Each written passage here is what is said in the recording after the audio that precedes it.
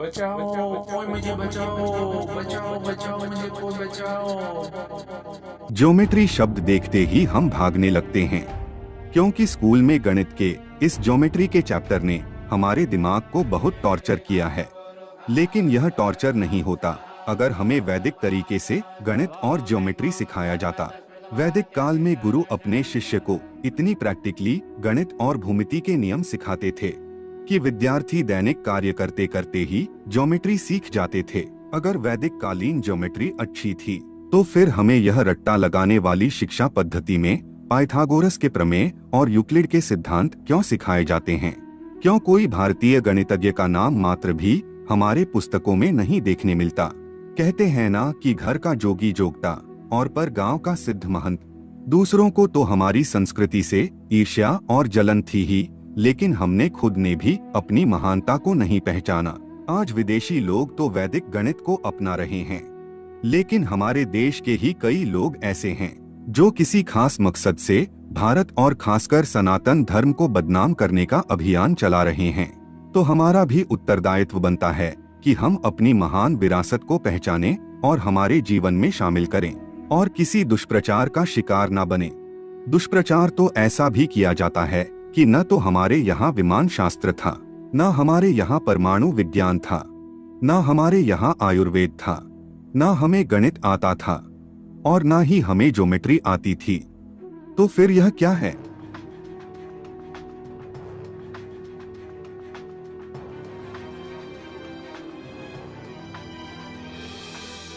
क्या ऐसी आकृतियां और ऐसे बड़े बड़े अद्भुत स्थापत्य बिना गणित के और बिना ज्योमेट्री के क्या संभव है?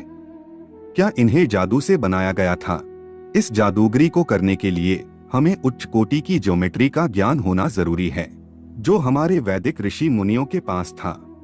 और ज्योमेट्री को शुल्बसूत्र कहा जाता था। वैदिक काल में ज्योमेट्री हमें कई क्षेत्रों में देखने मिलती है। इनमें से पहला है कल्पशास्त्र, यानी कि यज्ञ निर्माण कला, जिसमें हमें ज्योमेट्री मिलती है। दूसरा है ज्योतिष विज्ञान, इसमें भी हमें ज्योमेट्री देखने मिलती है। तीसरा है वास्तुशास्त्र और शिल्प शास्त्र, यह भी ज्योमेट्री से भरपूर है। और चौथा है श्री विद्या। यह श्री विद्या तंत्र का एक ऐसा प्रकार है जिसमें ज्योमेट्री का उपयोग कर यंत्रों का निर्माण किया जाता था। तो आइए जानते हैं कैसी थी वैदिक कालीन ज्योमेट्री। वैदिक काल में सिर्फ ऋषि मुनि ही नहीं, लेकिन ब्राह्मण, कलाकार और कारीगर भी ज्योमेट्री में निष्णांत थे। और इनकी यह विद्वत्ता हमें कल्पशास्त्र में देखने मिलती है। यह कल्पशास्त्र यज्ञ का विज्ञान है।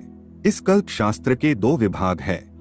पहला है श्रोत सूत्र, जिसमें यज्ञ में बोले जाने वाले मंत्रों का दिशा निर्देश है, जो अनुष्ठान में बहुत उपयोगी है।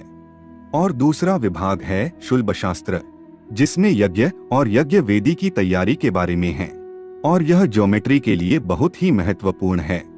शुल्ब सूत्र का अर्थ है शुल्ब यानी कि रस्सी और सूत्र यानी कि सिद्धांत या नियम।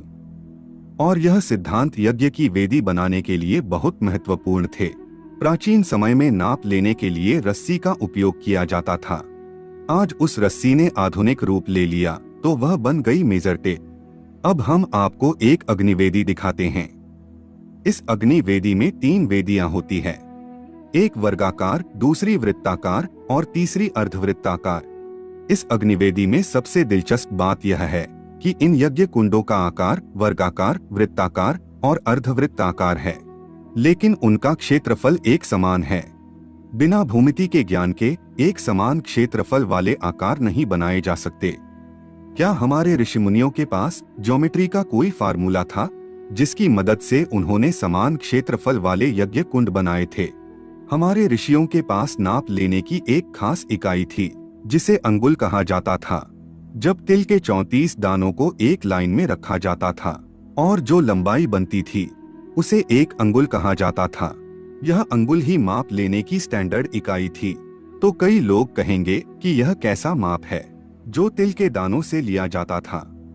तो आपको जानकर हैरानी होगी कि जिसे हम इंच कहते हैं, वह भी 1995 तक 1 इंच यानी पैर के अंगूठे की चौड़ाई जितना माप, और जिसे पूरा यूरोप मानता था, उससे पहले इंच यानी जौ के 3 दाने जितनी लंबाई। तो अब आपको समझ में आया होगा कि इंच के मुकाबले अंगुल का माप कितना स्टैंडर्ड था, क्योंकि तिल के दाने एक समान होते हैं। अब हम समझते हैं कि प्राचीन भारतीय लोगों ने इन अग्निवेदी की रचना कैसे की। वैदिक काल में वर्ग यानी कि स्क्वायर कैसे बनाते थे? तो आप कहेंगे कि स्क्वायर बनाना तो आसान है, कोई भी बना लेगा, लेकिन स्क्वायर बनाना थोड़ा मुश्किल काम है अगर आपके पास भूमिति का ज्ञान नहीं है। आप स्क्वायर तो बना लोगे, लेकिन वह 90 डिग्री वाला स्क्वायर नहीं होगा, और इसका सबूत आपको कई घरों में देखने मिल जाएगा। प्राचीन भारत में किसी यज्ञ या स्थापत्य के लिए वर्ग बनाने के लिए सबसे पहले दिशाओं का निर्धारण किया जाता था। दिशाओं का निर्धारण सूर्य को देखकर किया जा सकता है, लेकिन परेशानी वाली बात यह है कि सूर्य की पोजीशन अलग अलग मौसम में और संक्रांति में बदलती रहती है। तो परफेक्ट दिशा को कैसे निर्धारित किया जाए? तो उसके लिए हमारे वैदिक ऋषि एक छड़ी को लेते थे और एक डोरी लेते थे। डोरी के छोर पर एक कील को बांधते थे और एक छोर उस छड़ी से बांधते थे और छड़ी को जमीन पर खड़ा कर एक सर्कल दौड़ते थे, और यह काम सूर्योदय से पहले किया जाता था। अब जब सूर्योदय होता है तो उस छड़ी की परछाई सूर्य की विपरीत दिशा में पड़ती है, और जब सूर्य जैसे जैसे ऊपर चढ़ता है तो उसकी परछाई भी अपना स्थान बदलती जाती है, और सूर्यास्त होने पर उसकी परछाई सूर्य के सामने पड़ती है। इस विधि से हमें दो बिंदु प्राप्त होते हैं। इन बिंदुओं को जोड़ने से हमें पूर्व और पश्चिम रेखा प्राप्त होती है। अब दूसरा स्टेप है स्क्वायर को दौड़ना। अब हमें 5 अंगुल का स्क्वायर बनाना है तो हम 5 अंगुल की डोरी लेंगे, और 10 अंगुल का स्क्वायर बनाना है तो 10 अंगुल की डोरी लेंगे। उसे लेकर उस पूर्व पश्चिम रेखा पर एक सर्कल दौड़ना है। अब ए को सेंटर में रखकर एक दूसरा सर्कल दौड़ना है। फिर ए और बी के लंबवत पहले सर्कल पर सेंटर बनाकर एक तीसरा सर्कल बनाना है। फिर बी को सेंटर में रखकर चौथा सर्कल बनाना है, और इसी प्रकार 5वां सर्कल भी बनाना है। अब हमें इन 4 सर्कल के जोड़ पर 4 बिंदु प्राप्त होते हैं, जिन्हें हम नाम दे देते हैं 1, 2, 3, 4, और इन बिंदुओं को रेखाओं से जोड़ने पर हमें एक परफेक्ट स्क्वायर का आकार मिलता है, जो सटीक दिशाओं के साथ अलाइन करता है, और इसमें जो कोने मिलेंगे वह परफेक्ट 90 डिग्री के होंगे। और इसी तरह वेदी और यज्ञ कुंड बनाए जाते थे। अब अग्नि वेदी में जो वर्गाकार यज्ञ कुंड होता है, उतना ही क्षेत्रफल उस वृत्ताकार यज्ञ कुंड का भी रखा जाता था। तो ऐसा कैसे किया जाता था वह हम जानते हैं। शुल्बसूत्र की मदद से हमने वर्ग तो बना लिया, अब हमें उसी वर्ग के क्षेत्रफल जितना ही वृत्त को भी बनाना है।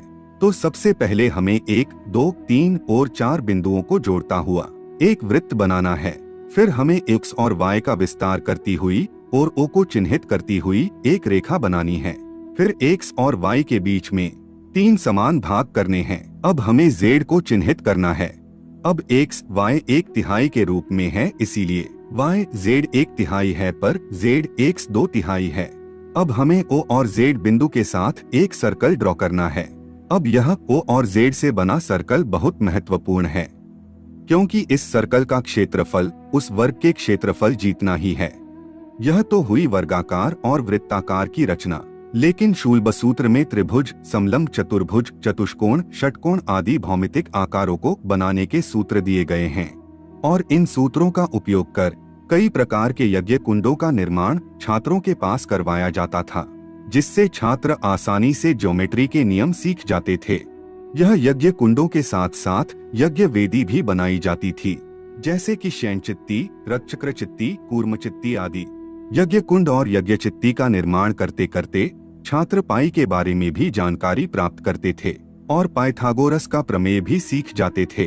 तो कई लोग कहेंगे कि पाई का मूल्य और पाइथागोरस का प्रमेय तो पश्चिमी गणितज्ञों की देन है, वैदिक काल में यह कैसे हो सकता है? तो हम आपको बता दें कि हमारे ऋषि पाई के मूल्य से भलीभांति अवगत थे। पाई एक गणितीय नियतांक है। किसी वृत्त की परिधि उसके व्यास के अनुपात के बराबर होती है, जिसका मूल्य 3.1419 के बराबर है। यदि किसी वृत्त का व्यास 1 अंगुल है तो उस वृत्त की परिधि पाई के बराबर यानी कि 3.14159 अंगुल जितनी होगी। आर्यभट्टीय गणितपाद सूत्र 10 में आर्यभट्ट ने इसका उल्लेख किया है। चतुराधिकं शतमष्टगुण द्वाषष्टिस्तथा सहस्राणा अयुतद्वयस्य विष्कंभस्यासन्नो वृत्तप्रिणाः। मतलब कि 100 में 4 जोड़े 8 से गुणा करें और फिर 62,000 जोड़े।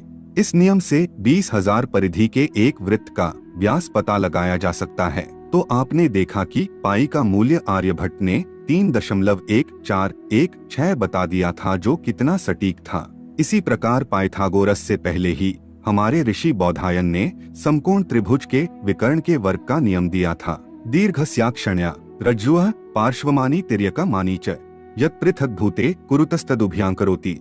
एक आयत का विकर्ण उतना ही क्षेत्र इकट्ठा बनाता है जितने की उसकी लंबाई और चौड़ाई अलग अलग बनाती हैं। यही तो पाइथागोरस का प्रमेय है। इस सूत्र से स्पष्ट है कि इस प्रमेय की जानकारी भारतीय गणितज्ञों को पाइथागोरस के पहले से ही थी। वस्तुतः इस प्रमेय को बौधायन पाइथागोरस प्रमेय कहा जाना चाहिए। तो मित्रों, आपने देखा कि हमारे ऋषि मुनियों ने हजारों सालों पहले ही गणित और भूमिति के सिद्धांत दे दिए थे, लेकिन उनको इतनी प्रसिद्धि नहीं मिली जितनी कि पश्चिमी गणितज्ञों को मिली।